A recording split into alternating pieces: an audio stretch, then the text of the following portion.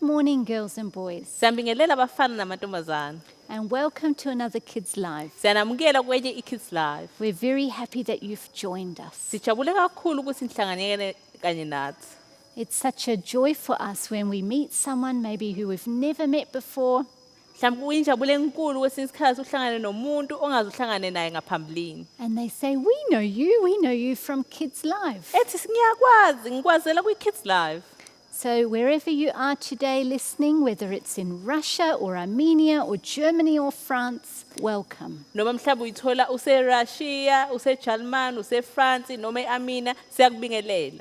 We have a new year ahead of us, Sinonyaka omusha ozayo manje. and it's our prayer that even through the Kids Live recordings that we do this year, Futhi umthandazo wethu naleyo Kids Live esiyenzayo kulonyaka. that you will get to know the Lord Jesus better, Ukuthi umazi uNkosi uJesu kangconana. and that the messages that are brought teach us all more about the Lord Jesus. Ukuthi imiyalezo esilethayo isifundise kabanzi ngoJesu. Today, children, I'd like to share a verse for those of you who have let the Lord Jesus into your heart. Namhlanje bantwana ngifuna ukunifundela ivesi kulabo abasebemvumelile iNkosi uJesu enhlizweni zawo. We've just had Christmas, Sisanda kuba nje noKhisimusi. and we know at Christmas we remember the coming of the Lord Jesus Christ. Siyazi ukuthi ngoKhisimusi sikhumbula ukuza kweNkosi uJesu. And I trust that many of you children listening have let the Lord Jesus be born in your hearts. Ngiyathemba ukuthi lona lo lalele nimvumelile ukuthi iNkosi uJesu azalwe enhlizweni yakho. And our verse today comes from Proverbs chapter 4. Ivesi lethu namhlanje sithola kwiZakha isahluko sesine. Chapter 4 verse 23. Uvesi lika 23. And it says, guard your heart above all else, Gcina inhliziyo yakho ngaphezulu kwakho konke, for it determines the course of your life. ngoba kuyona uthola indlela yokuphila. If you have let the Lord Jesus into your heart, children, Uma umvumelile iNkosi uJesu ingene enhlizweni yakho mntwana, this instruction is for you. lo myalezo owakho. Guard your heart Gcina inhliziyo yakho above everything else. ngaphezulu kwakho konke. This is a very, very important instruction. Umnyalelo lo obaleke kakhulu. And I asked myself, Lord Jesus, what does it mean to guard my heart? Ngazibuza ngathi iNkosi uJesu uchaza ukuthini ukuthi ngigcine inhliziyo yami. When the Lord Jesus comes into our heart and he lives there, we need to guard that heart. iNkosi uJesu iyafika ihlala enhlizweni yethu, kufanele usigcine leyo nhliziyo. And children, 5 different things came to me. Izinto ezinhlanu nje ezifike kumina. 5 different ways to guard your heart. Izindlela ezinhlanu zokugcina inhliziyo yakho. The first that I thought of is when we guard something, we often put a fence around it. Thina ngengacabanga ukuthi uma sibeka into sikuthi siyenze kusivikele, siyakhanda ugange ifence kuyona leyo nto. A bit like this fence here. Njengalolu ngoba ubona nje leli gate la. A fence gives us a border. Niyazi ucingo oluzungeza umuzi lisenza ukuthi sivikelekele. Maybe we put the fence around our house, around our property. Mhlambe sithathe ifence sibeke mhlambe sizungeze umuzi wasekhaya.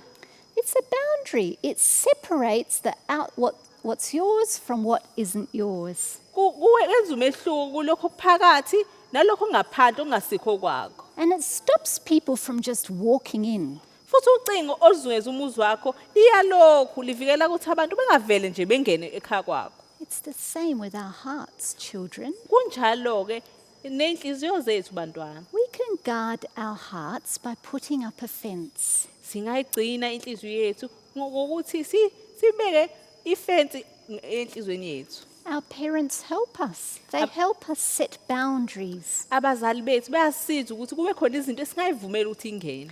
It separates the world and darkness from our lives. Kuhlukanisa izwe nobumnyama empilweni zethu. It keeps us safe. Isigcina siphephile.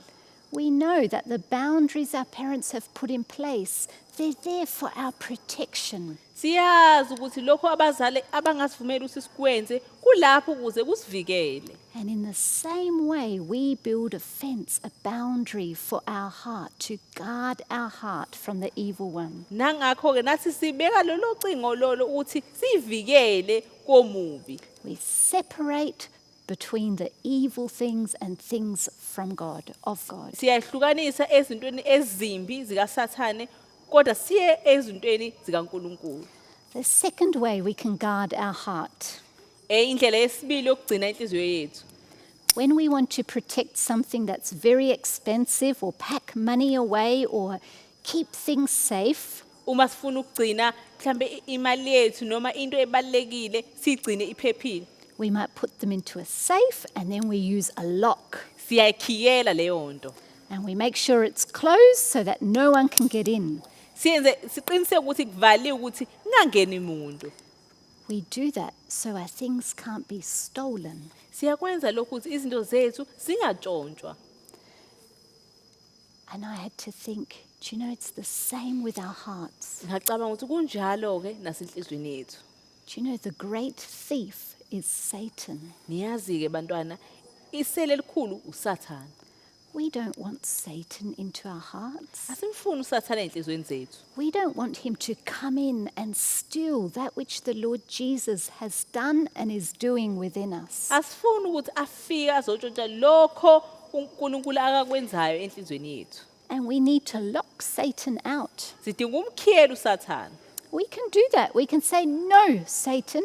Singasho kanjalo sithi cha boSathane. That which God has done in my heart is special. It's protected. I'm not going to let Satan in. Lokho okwenziwe enhlizweni yami kuvikelekile ngeke ngivumele uSathane angene. Don't give him any room. He's a thief and he wants to get into your heart. Ungamniki lutho enhlizweni yakho uyisela ungamvumeli engene enhlizweni yakho. But you can say, no, I have locked my heart Kodwa wena ungasho ukuthi ngivalile inhliziyo yakho. and don't let Satan in. Ungamvumeli uSathane angene. The third way that we can guard our heart is to fight. Futhi indlela esithathu yokuthi sigcine inhliziyo zethu ukuthi silwe. Children, you might know, often when there's a building or a home, sometimes they put a guard in front. Niyazi bantwana ukuthi makhona ekhaya noma mhlawumbe endaweni ethile lapho kugadiwe khona babeka umuntu ozogada ngaphandle. And the guards or the security guards, they usually have weapons with them. Futhi uyazi ukuthi ogadayo kwesikhathi uba mhlambe nesikhali esithile. I don't have a sword, but I have a stick. Kodwa yabona anginayo inkemba kodwa nginayo induku. And you know, sometimes when Satan comes and he wants to destroy what God has done in your heart, you need to fight. Futhi yazi uSathane mayifika efuna ukubulala lokho uNkulunkulu akwenzile enhlizweni yakho dinga ukuthi ulwe. You need to take out a weapon and fight him. Fanele uthathe isikhali ulwe naye. Maybe Satan wants you to tell a little lie. Mhlawumbe uSathane ufuna ukuthi usho amanga. Or he just says, just stay in your room. Don't worry about helping mummy. Uthi mhlambe hlala nje endlini yakho ungamsiza uma wakho. Oh, that's your opportunity to fight him. Futhi ngaleyo ndlela ungalwa naye. Get out that weapon. Thatha leso sikhali. And you know, the weapon is the word of God. Futhi yazi ukuthi isikhali siyini yizwi likaNkulunkulu. God's word tells us the sword of the Spirit is the word of God. Futhi nezwi leNkulunkulu liyasho ukuthi ukulwa singalwa ngezwi likaNkulunkulu. So we can build a fence to guard our heart. Singakhanda ugange ukuze sigcine inhliziyo yethu. We can lock up those things which the Lord has done for us and make sure we say no to Satan, to lock him out. Sikhiyele lezi zinto uNkulunkulu asenzele sona sithi cha kuSathane. And we can fight him. Futhi okunye singalwa naye. With God's word, which is hidden in our heart, we can use that as a weapon against him. Ngezwi kaNkulunkulu eligcinwe enhlizweni yakhe singasebenzisa lona libe yisikhali kuSathane. Now, there's another thing that we can do to our actual heart. Kukhona okunye esingakwenza enhlizweni yethu. And I had to think of, you know, when you get brand new tackies, brand new shoes, Ngiyacabanga ukuthi yazi uma uthwele icathulo amateki amasha. and they're super clean and they're super nice. futhi aklini mahle kabi. And then we say, well, I'm going to keep my shoes this clean. Usho ukuthi hayi ngizogcina icathulo zami ziklini kalendlela. And as soon as there's a little scuff mark, we go, oh no, let me quickly clean it. Makhona nje into engcolile encane nje uyashesha ukuyiklina. Or we very quickly polish our shoes. Futhi noma siwapholisha icathulo We zethu. want them to stay super clean. Ngoba sifuna njalo ahlale clean. That's the same with our hearts. Kunjalo ke nenhliziyo zethu. Maybe it's completely clean. Mhlawumbe inhliziyo yethu ihlanzekile. The Lord Jesus has washed your heart with his blood. Inkosi uJesu ikuhlanzile ngegazi lakhe. Children, as soon as there's one little smudge, one little scratch, Bantwana ngisho ngathiwa khona into encane kanjani. clean it up. Hlanze ngaleso sikhathi. Clean it up. Get rid of that dirt. Susa nje lokho kungcola. By doing that, you're guarding your heart. Ngokwenza njalo ugcina inhliziyo yakho. Do you know those shoes, once they've got lots of scuff marks and grass marks and the shoelaces go from white to grey, Uyabona nawe icathulo zakho mase ingcolile sejogcwele utshani nezintambo sezimnyama. then we don't care anymore. Ngaleso sikhathi sesinganandaba. We don't even clean them. Sigcine futhi singasayiklini. And it's very sad if our heart gets to that stage. Kuyinto edabukisayo inhliziyo zethu uma ziba njalo. Guard your heart. Gcina inhliziyo yakho. Clean up that little scuff mark as soon as it comes. Hlanza noma yini ukungcola okufikayo. The last thing, the fifth thing, Okugcina. feed your heart.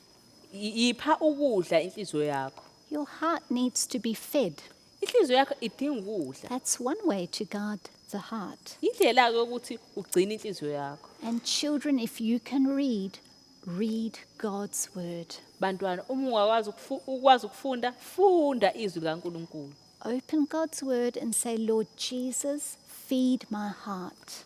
Vula iBhayibheli lakho uthi Nkosi uJesu yipha ukudla inhliziyo yami. Because then you're putting the right things into your heart. Ngalokho uletha okuhle enhlizweni yakho. And then you've got the equipment you need to fight. Futhi ngaleyo ndlela unezinto izikhali zokulwa. Then you've got something special inside your heart which you're going to lock away and you're going to say no to Satan. Unento ebalekile ozokwazi ukuthi uyigcine uthi cha kuSathane.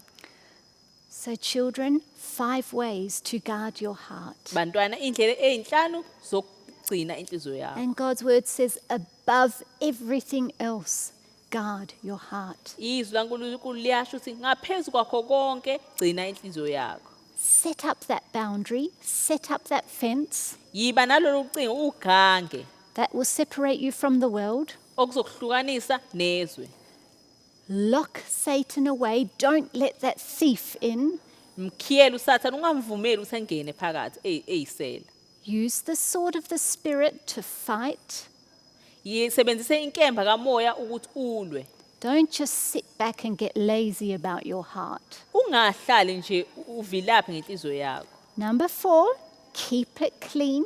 Owesine igcina ihlanzekile. Number 5, feed your heart the right things. Okugcina yiphi inhliziyo yakho ukudla okulungileyo.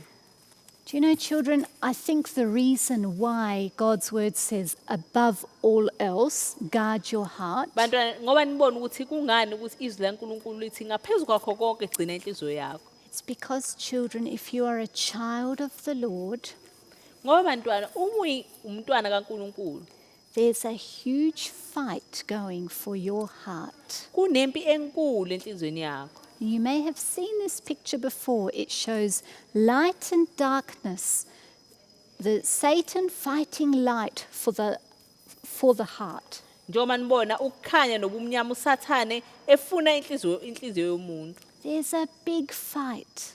Inkulu impi engaphakathi. And that's why the Lord is teaching us, above all else, guard your heart. Ingakho inkosi isifundisa ukuthi ngaphezulu kwakho konke gcina inhliziyo yakho. That's my prayer for you, children, as you start a new year. Umthandazo wami lo bantwana njengoba niqala unyaka omusha.